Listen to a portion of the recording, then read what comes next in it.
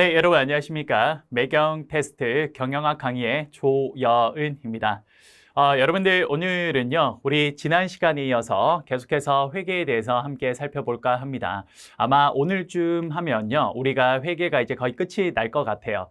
사실 여러분 회계라는 게요, 우리가 앞에서 배워봐서 알겠지만 내용 자체가 그렇게 어려운 게 아닙니다. 여러분들 우리가 어렸을 때요, 우리 초등학교 때 기억나십니까? 어머니께서 야, 내가 너한테 용돈을 줄 테니까 지금부터 매달 용돈을 10,000원씩 주면 그러면 그걸 가지고 용돈기 입장에 용돈을 좀 쓰라라고 말씀을 하셨어요. 그쵸? 예. 그래서 여러분 우리가 그렇게 월급은 아니죠. 어머니로부터 용돈을 받으면요. 그 용돈을 가지고 우리가 쓸 때마다 우리가 그 용돈 기록장, 용돈 기입장에다가 이렇게 썼었어요. 그쵸? 사실 좀 간단하게 이야기를 하자면 회계는 어찌 보면 기업에 있어서 마치 기업의 용돈 기입장이 아닐까라는 생각이 듭니다. 우리 기업도요. 물건을 판매하고 나면 돈이 들어오겠죠. 그러면 그 들어온 돈을 우리 용돈 기입장에다가 입금 얼마 이렇게 적고요.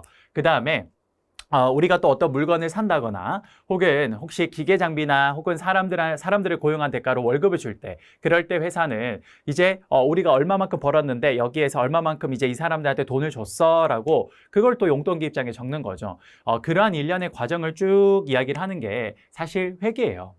회계는 별거 없습니다. 뭐예요? 그래요. 회사의 용돈기 입장이에요. 예. 그러니까 여러분 회계를 너무 어렵게 생각하실 필요 없이 쌤이 지난 시간까지 한 것들을 쭉 설명했던 내용들을 큰 그림들 정도만 기억을 해주시면서 그러면서 우리 책에 있는 내용들을 좀 여러 번 반복해서 읽다 보시면 자연스럽게 회계와 관련된 용어들이 머릿속에 들어올 겁니다. 지난 시간까지 본 거 보시면 아시겠지만 여러분 개별 내용 하나가 굉장히 좀 어땠어요? 그렇죠? 좀 용어가 딱딱하고 좀 어렵죠? 왜냐? 말씀드린 대로 용어 자체가 한자어로 구성이 되어 있기 때문에 그래서 좀 우리가 받아들이기가 쉽지가 않아요. 그렇죠? 늘 말씀드리지만 여러분과 제가 나이 차이가 얼마 안 나서 저도 사실상 한자가 조금 어렵긴 합니다. 근데 참고로 쌤 때는 초중고등학교 때 전부 다 한자 과목이 있었어요. 그래서 한자를 수업을 실제로 실시를 했고 시험도 보고 해서 사실 저는 좀 한자가 조금 익숙한 편인 세대이긴 합니다. 하지만 요즘 우리 친구들 세대 때는 사실상 거의 한자를 쓰질 않죠. 예, 그러다 보니까 용어 자체가 사실 좀 와닿지 않거나 혹은 좀 딱딱해서 눈에 익숙치 않을 거예요. 근데 여러분 이건 어떻게 해결할 수 있냐? 딱 하나입니다. 어떻게 해야 된다? 자주 보는 수밖에 없어요. 그게 답입니다. 예. 여러분 여러 번 보다 보면 자연스럽게 그 용어가 이제 익숙하게 다가오는 순간들이 있습니다. 그러니까 여러분들 첫 술에 배부를 수 없다고 너무 첫 술에 많은 것들을 하려고 하지 마시고요. 일단은 쌤이 설명드렸던 큰 그림에 대한 요 내용들을 머리에 기억해 두시고 여기에서 이제 우리 책을 여러 번 반복해 보면서 또 쌤 강의가 필요하시다면 또다시 한번 반복을 하시면서 그러면서 군데군데 내용들을 좀 여러분들이 습득해 가시면 아주 좋은 학습이 되지 않을까 싶습니다. 그러면 오늘은 이제 우리 회계의 거의 마지막 시간으로요. 이제 회계의 전반적인 내용들에 대해서 좀 설명을 좀 마지막으로 좀 드리고 그리고 이제 회계의 남은 뒷단에 있는 이야기들 좀 약간 어찌 보면 약간의 격가지 혹은 약간의 뭐 마이너한 내용일 수도 있습니다. 어쨌든 요 내용들에 대해서 좀 설명을 드리도록 할게요. 그리고 오늘 아마 회계 비율 분석이라는 게 나올 겁니다. 그게 우리 시험 문제에 보통 한 두 문제 이렇게 나오는데요.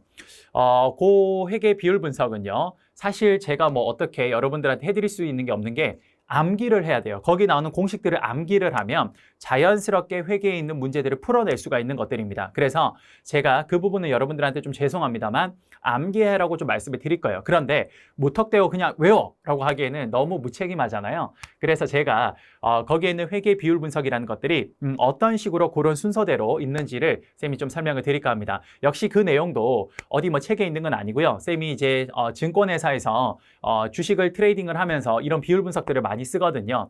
그랬을 때 저 나름대로의 비율을 분석하는 방법들이 있었는데 그걸 이런 우리 수업 목적에 맞게끔 약간 쌤이 모디파이 한 거예요. 좀 약간 수정을 한 거죠. 예. 그렇게 해서 만든 거라서 논리적으로 설명을 쫙 드릴 겁니다. 그래서 여러분들 그 순서대로 좀 암기를 해주시면 아주 좋은 학습이 되지 않을까 싶습니다. 아시겠죠? 자, 그러면 오늘은 우리가 뭘 한번 해볼 거냐면요. 이걸 한번 해볼 거예요. 뭐냐? 우리가 지난 시간까지요.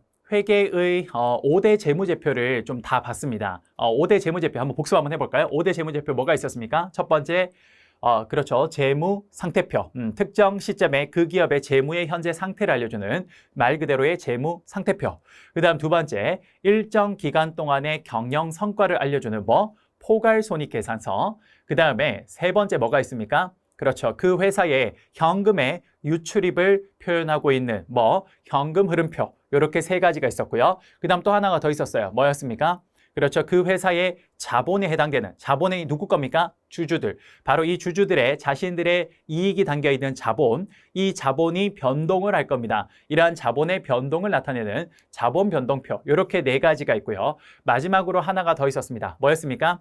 이런 네 가지 재무제표에 무언가 내가 좀 더 작성을 한 사람이 좀 더 밖에 있는 외부 정보자들에게 좀 더 많은 정보를 전달을 하고 싶은데 그걸 그 재무제표 상에서 막 깨알같이 적기에는 재무제표가 너무 더러워지고 너무 지저분해질 수 있으니까 그걸 우리는 내가 이야기하고 싶은 부분에 각 줄을 따라서 1 해가지고 밑에다가 길게 적는 거죠. 그게 뭐였습니까? 그렇죠. 주석, 풋노트라고 하죠. 노트. 바로 그 주석까지. 이렇게 5가지가 5대 재무제표였습니다. 지난 시간까지 한 거는요. 바로 이 5대 재무제표의 각각의 특징에 대해서 쌤이 쫙 설명을 드린 거예요. 됐습니까?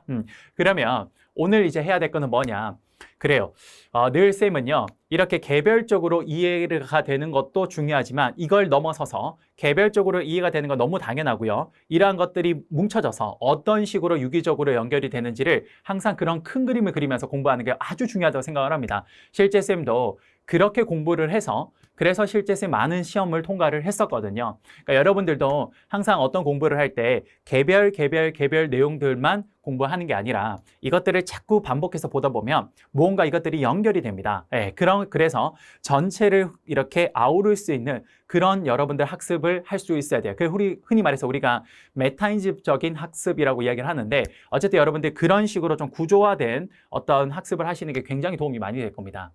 그래서 오늘은요. 쌤이 5대 재무제표를 다 설명을 드렸기 때문에 이제 우리는요. 그 5대 재무제표가 과연 어떤 식으로 서로 연결이 되는지를 한번 보여드릴까 합니다. 한번 보도록 하죠. 자, 여러분들 이제 우리 5대 재무제표 관계에 대해서 한번 지금부터 볼 건데요. 여러분들 아마 지금 강의 노트에 이게 적혀 있을 거예요. 그리고 아마 그 밑에 보면 요 내용이 같이 되어 있을 겁니다. 그쵸? 지금 원래 사실은요, 여러분들 요 두 개가 지금 여기 있는 여러분들 보이는 슬라이드랑 왜냐면 여기 두 번째 있는 요 슬라이드가 사실은 하나의 칠판에 그려져야 돼요. 근데 PPT 특성상 이걸 한꺼번에 그릴 수가 없다 보니 우리가 이거 지금 두 개로 쪼갈라 놓은 건데 원래는 이 두 가지가 하나로 딱 그림이 그려져야 됩니다. 그게 뭐냐? 지금 말씀드린 것처럼 재무상태표, 그 다음에 포괄손익계산서, 그 다음에 현금흐름표, 그 다음에 뭡니까? 자본변동표. 하나 더 뭐 있어요? 5대 재무제표? 주석.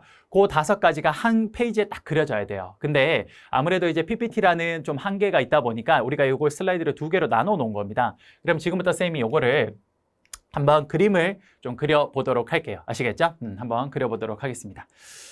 자, 한번 보시면요. 이렇게 한번 해볼까 합니다. 자, 이거를 살짝 우리가 살짝 요걸로는 조금 약할 수가 있을 것 같네요. 조금 약할 수가 있을 것 같아서 우리가 쌤이 새로 그림을 한번 좀 그려보면 어떨까 싶습니다. 새로 좀 그림을 한번 그려보도록 할게요. 그러면 여러분들 똑같이 그 페이지를 펴서 쌤이랑 같이 이쪽으로 와서 자, 우리 PD님 이쪽으로 같이 한번 와볼까요? 살짝 여러분들 이쪽으로 와서 쌤이 지금 여러분들 표지에 있는 그림을 새로 한번 그려볼게요. 새로 좀 깔끔하게 그려서 여러분들과 한번 진행을 해볼까 합니다. 아시겠죠? 오케이. 이렇게 와주시면 될 것 같아요. 오케이. 감사합니다. 자, 그러면 한번 그림을 한번 그려볼게요. 자, 우리가 쌤이 가장 첫 번째 경영학의 오리엔테이션에 대해서 설명을 드렸던 것처럼 그래요. 가장 첫 번째 출발점은 재무 상태표부터 출발합니다. 자, 한번 그려볼게요. 자, 이렇게 한번 그려보겠습니다. 이렇게 하나 그리고요. 그 다음에 발을정자처럼 이렇게 이제 하나 그려야겠죠. 여러분들이 이제 이 내용이 상당히 좀 익숙하실 겁니다. 우리가 이제 많이 그리다 보니까요. 근데 이게 참 쌤이 많이 그리는 이유 중에 하나가 쌤이 주식을 하다 보니까요. 제가 이제 삼성증권에서 오랜 기간 동안 주식을 했잖아요. 오랜 기간 동안 주식을 하다 보니 이 기업 경영을 분석하는 데 있어서 이 재무 상태표와 포괄손익계산서 그리고 현금흐름표와 자본변동표 이런 것들 재무제표가 정말 중요하더라고요. 예, 그래서 여러분들이 지금은 이론 단계로 학습을 하지만 나중에 여러분들이 어차피 다 금융권에 가고 싶어 하시잖아요. 그리고 금융권이 아니라 일반 기업을 가셔도 사실 회계를 잘 할 줄 아는 사람은 좀 빠르게 승진합니다.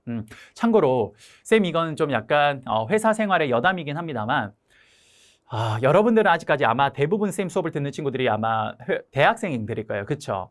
근데 이게 참 안타까운 현실이긴 합니다만 뭐냐면요. 여러분 숫자를 싫어하는 친구들이 있을 거예요. 나는 수학이 싫어. 난 숫자가 싫어. 이런 친구들이 있을 거예요. 그런데 나는 숫자가 싫어서 그래서 회계나 재무 이런 거 하기 싫고 나는 뭐 하고 싶냐면 숫자가 싫으니까 뭐 인사팀에 가서 사람들 관리하는 일 혹은 나는 약간 창의적인 생각을 잘하니까 나는 약간 마케팅 이런 거 해야지 이렇게 생각하는 친구도 있을 겁니다.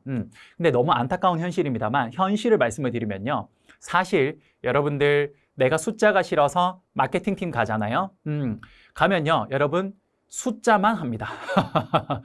제가 실제로 아시는 분이 좀 유명한 광고 기획자분이 한 분 계세요. 꽤 유명하신 분인데 이분이 이제 하시는 말씀이 맨날 뭐라고 하시냐면 야, 여원아. 제가 이제 저보다 형님이라서 이제 여원아.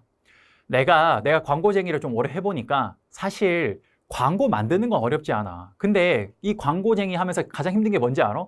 창의적인 아이디어? 그걸 현실화하는 거? 그건 되게 쉬워. 그건 생각보다 어렵지 않아. 그럼 형 뭐가 힘들어요? 물어봤거든요. 그러니까 뭐라고 하는지 아세요? 그걸 윗사람들한테 이 정도의 광고를 제작을 할 때 이 정도 돈이 들고 이런 사람을 캐스팅할 때 이 정도 비용이 든다라는 걸 납득시키는 게 그게 너무 힘들대요. 결국 뭐냐? 위쪽에 있는 사람들은 숫자만 봅니다. 예. 이게 이 광고를 찍었을 때 얼마의 비용이 드는데 그럼 그 비용보다 더 뽑아낼 수 있냐? 그것만 보는 거예요. 예. 진짜 참 안타깝게도 모든 거는 회사를 가면 숫자 노름이에요. 예. 인사팀? 왠지 인사팀 가면 그냥 사람들을 잘 관리만 할 것 같죠? 아닙니다. 인사팀은 철저하게 숫자로 놀아요. 어떻게? 직원들한테 월급이 얼마 들어갔는지 이런 것들 체크해야 되고요. 두 번째, 직원들한테 교육비가 이 정도 들어갔는데 그러면 교육비로 투입을 이만큼 했으니까 결과치가 당연히 그것보다 높아야 돼요. 그런 것들에 대해서 다 체크를 하는 거죠. 예. 그러다 보니까 사실 회사라는 곳에 가면요. 업종을 불문하고 숫자에 약하신 분들은요. 회사에서 높은 자리까지 가기가 좀 쉽지가 않습니다. 예, 좀 그래요. 정말 좀 그래요. 그래서 여러분들 이참에 아무리 숫자가 싫더라도요. 여러분들 누구나 우리가 회사에 들어가서 높은 곳까지 승진하는 거 싫어하는 사람 없잖아요. 그렇죠? 그러니까 이참에 좀 숫자에 우리 조금 익숙해지면 참 좋을 것 같아요. 더군다나 쌤이 이게 중요하다고 하는 거는 그냥 이론만 공부했던 사람이 이거 중요해라고 하면 사실 그건 좀 그렇죠. 조금 흔히 말해서 우리 말빨이 좀 떨어질 것 같아요. 근데 쌤은 실제로 회사 생활을 10년 가까이 했고 그리고 산업 현장에서 정말 그 현장 최전선 앞에서 정말 많은 것들을 했잖아요. 그러니까 그런 사람이 중요하다고 하는 거는 나름 느낀 바가 있으니까 그러지 않을까요? 예. 그러니까 여러분 이참에 우리 회계도 좀 제대로 해놓으시면 좋을 것 같아요. 아시겠죠? 자, 여기 재무상태표 하나 그리고요. 이렇게 조금 더 와서 여기다 또 재무상태표를 하나 더 그려볼게요. 자, 여기도 재무상태표를 이렇게 하나 그려보도록 하겠습니다. 쭉 해서 이렇게 하나 더 그리고요. 자, 재무상태표를 이렇게 하나 더 그리고요. 그 다음에 자 아시다시피 우리가 이게 어떻게 되는 겁니까? 그렇죠. 1년이라는 시간 동안 쭉 시간이 흘러야 되죠. 이렇게 시간이 1년 동안 기업은 경영 활동을 하니까 이렇게 흘러가고요. 그 다음에 여기에서 이렇게 하나가 생길 겁니다. 자, 그러면 우리 지난 시간에 많이 했죠. 뭐였습니까? 그렇죠. 여기가 바로 BS. 재무 상태표가 있고요. 그 다음에 여기도 BS 재무 상태표가 이렇게 있습니다. 됐습니까? 자, 재무 상태표는 당연히 어떤 기업의 재무 상태표라는 거 알려줘야 되니까 여기에 뭐가 들어갑니까? 그렇죠. 땡땡 기업 이렇게 될 거고요. 그 다음에 재무 상태표는 특정 시점에 재무 상태를 알려주는 거죠. 그러니까 예를 들어 여기를 1월 1일이라고 해볼게요. 그 다음에 마찬가지로 여기 재무 상태표도 땡땡 기업 땡땡 기업. 그 다음에 역시 특정 시점의 재무 상태를 알려주는 거니까 연말이니까 12월 31일로 한번 측정해 보도록 하겠습니다. 그리고 여기 있는 재무 상태표가 특정 시점의 재무 상태를 알려주는 거라면 이제 일정 기간 동안의 경영 성과를 알려주는 뭐가 있습니까? 그렇죠. 포괄 손익계산서라는 게 있습니다. 포괄 손익계산서. 이렇게. 자, 이 포괄 손익계산서도 역시 무슨 기업인지 알려줘야 되니까 땡땡 기업 이렇게 적고요. 그 다음에 또 뭡니까? 일정 기간 동안의 경영 성과를 알려주는 거니까 기간이 나와야겠죠. 1월 1일부터 언제까지? 12월 31일까지. 이렇게 적으면 되겠습니다. 됐습니까? 자, 그러면 우리 많이 했죠? 많이 했습니다. 자, 한번 해봅시다. 뭐냐? 우선 우리 재무 상태표는요. 첫 번째, 왼쪽에 여기가 뭐였습니까? 여기가 그 기업이 현재 보유하고 있는 자산이 이렇게 와야 되고요. 자산이 이렇게 와야 되고, 그 다음 두 번째, 오른쪽에는 뭐가 오냐? 남의 돈을 빌려온 거에 대한 내용. 뭡니까? 그렇죠. 여기가 부채가 이렇게 와야 될 거고요. 그 다음에 내 돈. 그게 뭐였습니까? 여기 아래쪽에 이제 자본. 여러분들 이제 익숙하죠? 그래요. 이렇게 와야 될 겁니다. 그쵸? 그러면 우리가 쌤이 이제 그 OT 때도 설명을 했지만 회사에서 가장 중요한 두 사람 누구였습니까? 그렇죠. CEO랑 CFO가 있습니다. 자, 그들이 어디에 위치하냐? 예를 들어서 회사 여기 가운데 있다고 해볼게요. 이렇게. 자, 이렇게 되죠. 그러면 보세요. 자, 가장 첫 번째 해야 되는 일이 뭐냐? 그래요. 뭐냐? CFO가 우리 회사가 이제 사장님께서 CEO께서 어떤 사업에 투자를 하려고 하는데 그 사업에 투자를 하려고 할 때 가장 중요한 게 일단 돈을 마련하는 거예요. 그러니까 돈을 어떻게 마련해 올지 그걸 생각하는 거죠. CFO는요. 그래서 어떻게 합니까? 그래요. 돈을 남의 돈과 내 돈 이거를 비율을 얼마만큼 할지를 정하는 겁니다. 그쵸? 이게 우리가 말씀드린 것처럼 자본 조달 활동이라고 이야기를 했어요. 그쵸? 그러면 CFO가 이렇게 자본을 조달해 오면 요 돈을 이제 사장님한테 줍니다. 그쵸? 사장님한테 이제 딱 주면요. 사장님이 그 돈을 어이쿠 받아가지고 이제 어떻게 합니까? 그렇죠. 오랜 기간 동안 생각을 하십니다. 잔고를 하죠. 그 잔고 끝에 우리 회사가 이러한 사업에 들어가서 우리가 그 사업을 영위를 한다면 그럼 우리 회사가 정말 미래에 좀 크게 성장할 것 같아. 이렇게 생각을 합니다. 그렇게 해서 사장님께서 그런 잔고 끝에 결정을 내리십니다. 그럼 그 결정을 내려서 이제 뭐 합니까? 그렇죠. 이제 투자를 하는 겁니다. 투자를. 그러면 이제 투자를 하면 뭘 하는 거냐? 그렇죠. 그 회사가 이제 뭘 하는 거예요? 처음에 뭘 합니까? 땅을 일단 사야겠죠. 뭐 공장을 지어야 물건을 만드니까. 그래서 땅을 하나 사고요. 그리고 땅을 사고 나면 이제 그 위에다 뭐 합니까? 그렇죠. 그 위에다가 공장을 이렇게 짓습니다. 공장을 이렇게 짓죠. 그리고 공장을 짓고 나면 여기에다가 이제 뭐 합니까? 그렇죠. 기계 설비 같은 것들을 이제 여기다 넣고 그다음 사람도 이렇게 고용을 할 겁니다. 이렇게 하겠죠. 이렇게 해서 투자를 한 거예요. 여기다가. 됐습니까? 그러면 이제 공장이 딱 세팅이 되면요. 이제 뭐 합니까? 그렇죠. 여기에서 이제 운영을 합니다. 공장에서 생산 운영을 하죠. 공장에서 생산 운영을 해요. 공장에서 뭐 한다? 공장에서 생산과 뭐 한다? 운영을 합니다. 공장을 운영을 하죠. 자, 요 과정을 거칩니다. 자, 공장에서 쿵짝쿵짝 해서 이제 물건이 만들어지죠. 그럼 그 물건이 딱 최종적으로 딱 나오면 그 물건을 기업은 창고 안에 일단은 갖다 놔요. 자, 그 물건이 예를 들어서 이렇게 생긴 물건이라고 해볼게요. 요 물건이 딱 탄생이 되면 요 물건을 창고 안에 딱 넣어둡니다. 그쵸? 요 물건을 이제 뭐 하나, 둘, 그 다음 뭐 셋 이렇게 계속 쌓아둘 거예요. 그쵸? 이렇게 계속 쌓아둡니다. 창고 안에. 그럼 이제 이 물건을 이제 어떻게 합니까? 판매를 하겠죠. 그래요. 그러면 요 물건이 자, 요 물건이 어떻게 됩니까? 그렇죠. 요 물건이 이제 운송을 해서 이제 어떻게 하는 거예요? 판매하겠죠. 세일즈 합니다. 자, 이렇게 판매를 하면요. 그 판매를 하는 게 뭡니까? 기업의 경영 성과가 나오는 거죠. 그래요. 여기는 말 그대로 회사가 현재 어떤 상태인지를 알려주는 거라면 이 상태를 통해서 최종적으로 나온 이 물건이 판매가 되면 기업의 말 그대로 손실이 될지 이익이 될지 흔히 말하는 손익이 나오게 되는 겁니다. 그럼 그게 기업의 경영 성과인데 그 경영 성과가 어디 나온다? 인컴 스테이트먼트, 포괄손익계산서 여기에 쫙 나오게 되는 거죠. 맞죠? 그러면 최초로 포괄손익계산서에 제일 먼저 위에 올라오는 게 뭐다? 이제 잘 알죠, 여러분? 뭡니까? 그렇지. 전체 매출액이 나올 겁니다. 자, 전체 매출액이 나오면요. 자, 이 매출액에서 빼야 되는 게 뭐다? 그래요. 매출 원가를 빼야 되고요. 매출 원가. 그 다음 또 여기서 빼야 될 게 뭐냐? 그렇죠. 판관비라는 걸 빼야 됩니다. 판매 관리비. 자, 풀네임을 한번 적어봅시다. 판매 관리비. 판매 관리비. 요거를 빼야 돼요. 자, 요렇게 빼면, 자, 요렇게 해서 요거를 쫙 빼면요. 요렇게 빼면, 그러면 여기 나오는 게 뭐냐? 요게 바로 영업을 통해서 벌어들인 이익이라 그래서 요게 뭐다? 영업이익이 나옵니다. 여기가 뭐가 나온다? 영업을 통해서 벌어들인 이익이라서 영업이익이 됩니다. 요렇게 돼요. 됐습니까? 자, 그러면 이 영업이익에서 이제 뭘 빼야 되냐? 그래요. 가장 첫 번째로 빼야 될 거는요. 이거예요. 어쨌든 남의 돈을 빌려 썼기 때문에 빌려 쓴 거에 대한 이자를 갚아야 돼요. 그래요. 그럼 여기서 뭐라고 하냐? 여기 빼야 되는 게 이자 비용을 뺍니다. 이자 비용을 이렇게 빼요. 이자 비용을 빼면 그러면 이자 비용을 뺀 금액을 뭐라고 하냐면요. 이렇게 이야기를 해요. 뭐 어떻게? 요거를 법인세 뭐 차감전 법인세 차감전 뭐다? 영업이익이 됩니다. 영업이익이 돼요. 법인세 차감전 영업이익. 말 그대로 뭡니까? 세금 차감하기 전에 영업이익이에요. 됐어요? 그 다음 여기서 이제 뭘 빼야 되냐? 그렇죠. 일단 첫 번째 남의 돈을 빌려 쓴 거에 대한 이자 비용을 빼고 나면 그 다음 빼야 되는 게 그래요. 여기 지금 가운데 선에 보이지 않게 숨어있는 사람이 하나 있어요. 누구예요? 정부예요. 정부. 그러니까 우리가 정부한테도 많은 걸 받긴 하죠. 그래요.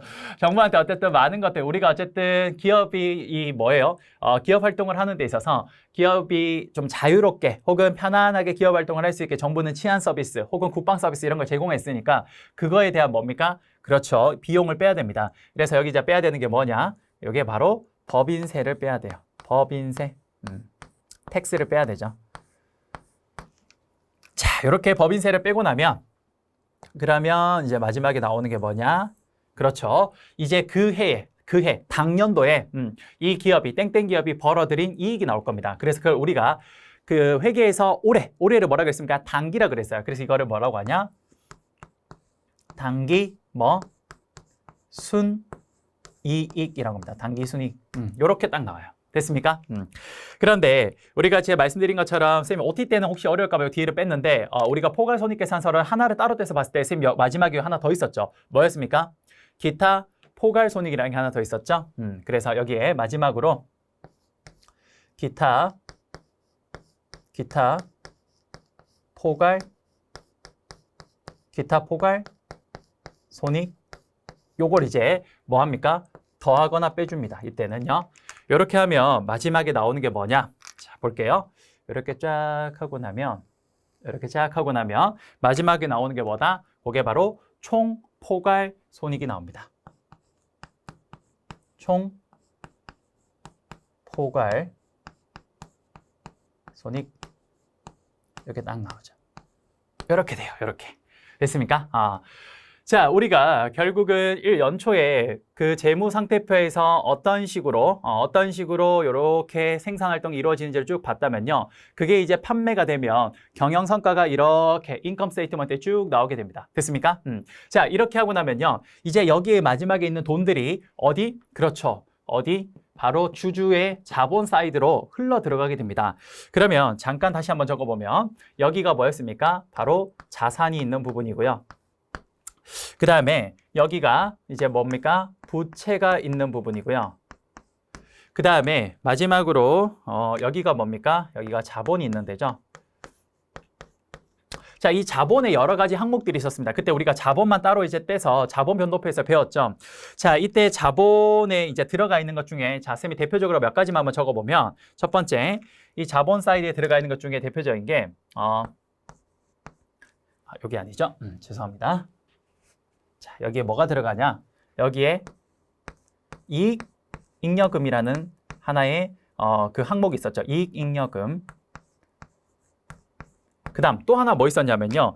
기타 포괄손익 누계액이라는 게 있었습니다. 자, 볼게요. 기타 포괄손익 뭐 하는 거? 누계액, 말 그대로 누적시킨 그 값이에요. 누계액. 요렇게 되죠. 기타 포괄손익 누계액. 그럼 여러분 이제 이게 어떻게 흘러 들어가냐? 잘 보세요. 지금 우리가 받는 바로 여기 마지막에 나온 당기순이익 있죠. 여기 당기순이익. 요 당기순이익은요. 누구 거예요? 자, 보세요. 영업이익이라는 것에서 우선 첫 번째 남의 돈 빌려 쓴 거에 대한 대가로 이자 비용을 지급했습니다. 그렇죠? 그리고 가운데 숨어있는 정부가 도움 준 거에 대한 대가로 세금을 지급을 했어요. 그럼 이제 나머지 남은 돈 누구 겁니까? 그렇죠. 여기 자본에 해당되는 주주 겁니다. 주주 거. 그러면 요 당기순이익이 어디로 흘러 들어가냐? 요 당기순이익이 바로 슉 흘러 들어가서 여기 있는 이익잉여금으로 딱 흘러 들어가는 거예요. 됐습니까? 그래요. 아하, 여러분 우리가 지금 일단 첫 번째 재무상태표와 포괄손익계산서의 흐름이 한꺼번에 나오네요. 뭡니까? 재무상태표에서 첫 번째 자금을 조달을 해서 그걸 생산을 하는 데 있어서 투자를 해서 잘 제품을 만들어서 판매를 하니까 자, 그 판매의 뭡니까? 경영성과가 포괄손익계산서에 쫙 나온 거예요. 자, 그 경영성과가 쫙 나왔을 때 마지막에 나오는 요 이익들, 요 이익이 이제 다시 재무상태표에 흘러 들어가네요. 아하, 재무상태표와 포괄손익계산서는 어떤 관계가 있는지 여기서 일단 나오네요. 맞습니까? 그러니까 당기순이익은 흘러 들어가서 어디로 흘러 들어간다? 자본에 바로 이익잉여금에 흘러 들어가게 되는 겁니다. 이때 이 당기순이익이 흘러 들어가는데 이 과정에서 예를 들어서 회사가 배당이라는 걸 하게 돼요. 배당. 여러분 참고로 이 배당이라는 건 뭐냐면 회사가 주주들한테 말 그대로 돈을 좀 주는 겁니다. 회사가 이제 우리가 이제 이 정도 수익이 났으니까 이거를 주주분들한테 이만큼 돈을 돌려드릴게요. 그리고 나머지는요 여기다가 넣어놓을게요. 이익잉여금에다가. 왜? 회사가 계속 존속하려면 요 잉여금을 가지고 또다시 재투자를 해야 되기 때문에 회사가 돈이 필요해요. 그러니까 예를 들어서 100억을 벌었는데 그중에서 한 90억 정도는 저희가 회사가 더 성장하기 위해서 필요하니까 그러니까 나머지 10억을 가지고 주주분들한테 돈을 좀 배당으로 돌려드릴게요. 이렇게 하는 겁니다. 그래서 당기순이익에서 여기에서 이익잉여금으로 흘러 들어가기 전에 만약 회사가 예를 들어서 배당을 실시하면 그만큼이 빠지게 돼요. 요렇게 됩니다. 됐습니까? 요렇게 돼요. 배당을 하게 되면 요만큼 당기순이익을 빼주게 돼요. 요렇게. 요걸 어떻게 좀 예쁘게 한번 적어볼게요. 요렇게 한번 해볼까요? 배당이니까. 빠지니까. 요렇게 됩니다. 됐습니까? 그 다음 두 번째. 여기 보시면 기타 포괄손익이라는 게 있죠. 자, 요 기타 포괄손익은요.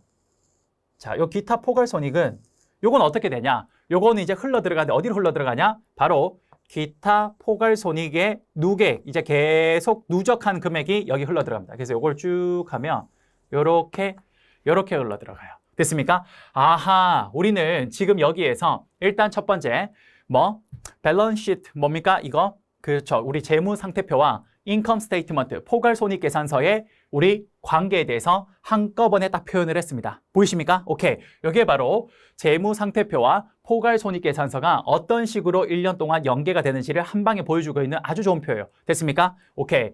이렇게 하고 나면 이제 두 번째, 우리가 5대 재무제표 중에 첫 번째 재무상태표와 포괄손익계산서의 관계에 대해서 설명을 일단 첫 번째 드린 겁니다. 이 두 가지. 그 다음 세 번째, 여러분들 지금 이 과정에서요. 사실 우리가 현금이 들어갔다 나왔다 할 거예요. 그쵸? 우리가 회사가 이렇게 경영활동을 할 때는요. 수많은 현금이 나갔다가 또 들어오기도 하고 또 나가기도 하고 이렇게 합니다. 바로 여러분들 말씀드린 것처럼 자, 여기다 한번 그려볼게요. 이렇게 그렸으니까 요 밑에다가 이렇게 한번 해보겠습니다. 이렇게 되어 있죠. 자, 여러분들 이 회사가 1년 동안 이런 경영활동을 하는 과정에서 수많은 현금이 들어갔다 나왔다 할 거예요. 그쵸? 바로 그러한 현금의 흐름을 알려주는 표가 뭐냐? 그게 바로 그렇죠. 여러분 캐시 플로우 스테이트먼트라 그래서 현금 흐름표가 될 겁니다. 됐습니까? 여러분들 캐시 플로우 스테이트먼트 역시 어떻게 그립니까? 캐시 플로우 스테이트먼트를 이렇게 적고 이렇게 표를 하나 그려서 그래서 어느 기업인지 여기에 땡땡 기업 적고요. 그 다음에 역시 캐시플로우 스테이트먼트는 뭡니까? 일정 기간 동안의 현금의 유출입을 알려주는 거니까 역시 언제부터 언제까지 요 기간을 표시를 해줍니다. 됐습니까?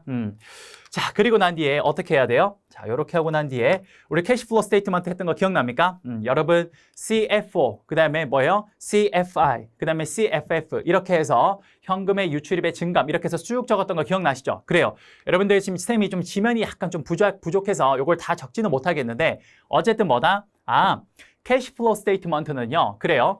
기업이 1년 동안 이러한 경영 활동을 할 때 현금이 들어왔다 나왔다 할 텐데 그거에 대한 뭡니까? 단초를 보여주는 거 혹은 어떤 증거를 보여주는 게 바로 캐시플로우 스테이트먼트입니다. 뭡니까? 현금의 유출입에 대해서만 이야기를 하는 거예요. 이해되세요? 그래요. 이게 바로 요 1년의 기간 동안 캐시플로우 스테이트먼트는 바로 현금이 어떤 식으로 들어왔다 나왔다 하는 건지를 알려주게 되는 겁니다. 됐습니까? 그 다음 이제 그러면 세 가지 했네요.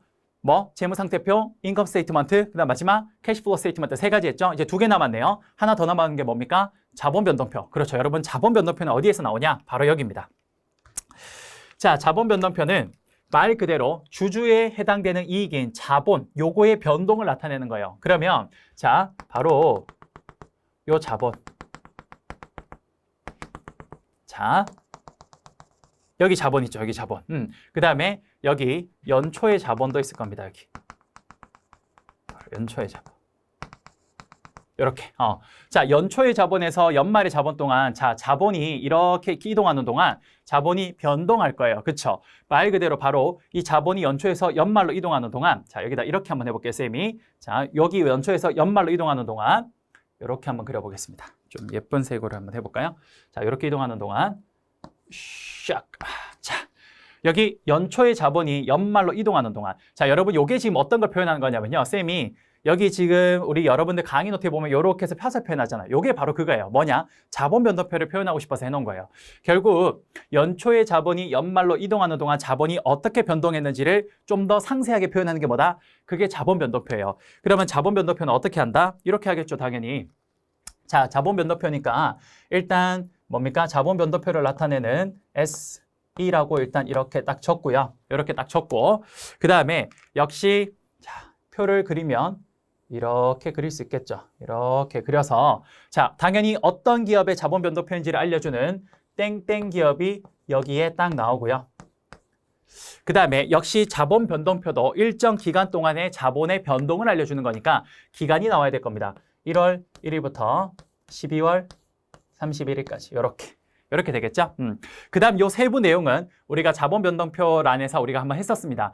물론 여기 지면이 좀 된다면 쌤이 하나씩 좀 그리고 싶은데 우리가 지금 내용을 너무 꽉 차서 그릴 수가 없네요. 그래서 여러분들 여기 아래쪽에는 지난번에 배웠던 그 내용들이 나온다라고 보시면 될 것 같습니다. 그럼 뭐다? 그렇죠. 1월 1일 날 여기 자본에서부터 기초 자본에서 기말 자본, 연말의 자본까지 요 1년이라는 시간 동안 자본이 변동했는 걸 한꺼번에 표현해 주는 게 어디다?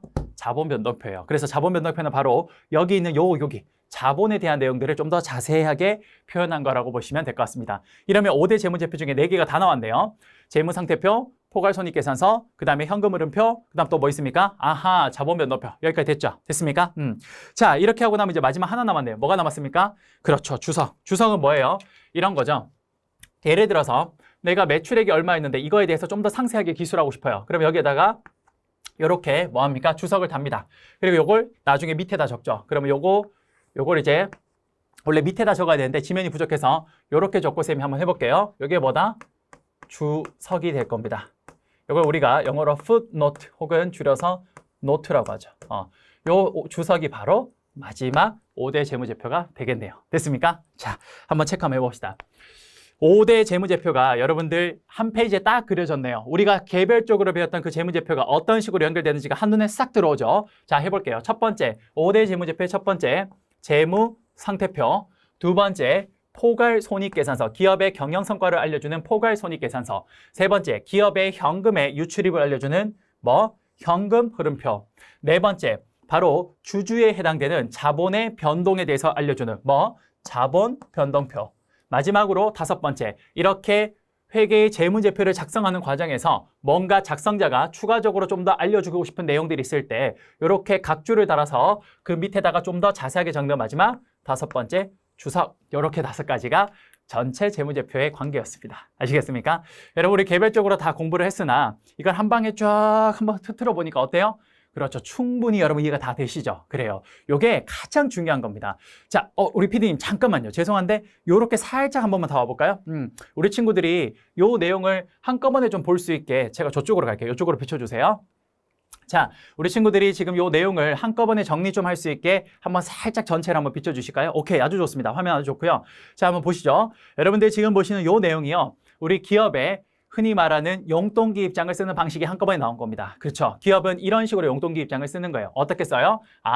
연초에 CFO가 자금을 어떻게 조달해 와서 그 조달을 CEO한테 딱 주면요. 그럼 CEO가 어떻게 합니까? 그 돈을 가지고 이렇게 투자를 합니다. 그럼 투자를 해서 이제 제품이 만들어지면 제품 판매를 하겠죠. 그럼 여기 재무 상태에서 우리가 제품이 만들어진 것까지 확인을 해서 판매되는 건 포괄손익계산서에 나오는 거예요. 그럼 거기에서 쭉 어떻게 경영성과가 나왔는지가 확인이 될 거고 여기에서 당기순이익은 다시 재무상태표의 이익잉여금으로 흘러 들어가고 기타 포괄손익은 다시 재무상태표의 기타 포괄손익 누계액으로 흘러 들어갑니다. 이 과정에서 당기순이익 중에 일부는 주주들에게 배당으로 빠질 수도 있어요. 그럼 이익잉여금이 조금 줄어들겠죠? 그래요. 이런 과정을 거칩니다. 그런데 이 과정에서 기업은 수많은 현금이 들어갔다 나왔다 할 거예요. 그러면 그 현금만 가지고 따로 빼서 현금 흐름표라는 걸 하나 작성을 하고요. 그리고 말씀드린 대로 자본이 이렇게 변동하는 동안 자본이 어떻게 변동했는지를 알려주는 자본 변동표가 여기에서 추가적인 정보를 제공을 할 겁니다. 그리고 마지막으로 작성자가 내가 여기 매출액이 이러이러한 조금 평상시와는 좀 다른 이러이러한 내용들이 있어 라고 좀 더 추가적으로 이야기하고 싶을 때 각 줄을 달아서 주석이라는 곳에서 좀 더 상세하게 설명을 한다는 거죠. 기업은 1년 동안 기업이 용돈기 입장을 쓴다면 이렇게 써지는 거예요. 그리고 각각이 어떻게 적용되는지가 한눈에 잘 들어오고 있네요. 이해되십니까?